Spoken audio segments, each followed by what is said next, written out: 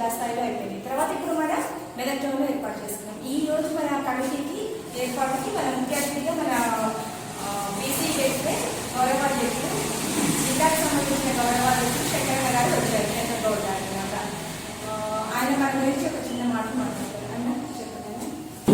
ఈ సమావేశానికి తెలంగాణ రాష్ట్ర వికలాంగుల సమితి రాష్ట్ర కమిటీ పిలుపు మేరకు ఈరోజు మెదక్లో ఈ సమావేశం నిర్వహిస్తున్న రాష్ట్ర మహిళా అధ్యక్షురాలు, వికలాంగుల మహిళా అధ్యక్షురాలు మరియు అవార్డు గ్రహీత, మహాత్మా గాంధీ అవార్డు గ్రహీత, సోషల్ సర్వీస్ తరఫు నుంచి అవార్డు ఇచ్చినందుకు దాని నుంచి మనం కంగ్రాచులేషన్ చెప్తూ ఈ మెదక్లో ఈ సమావేశం పెట్టినందుకు ఆమెకు మరియు ఆమె కమిటీ మెదక్లో కమిటీ వేయడానికి కూడా దృఢ కల్పంతో కలిసి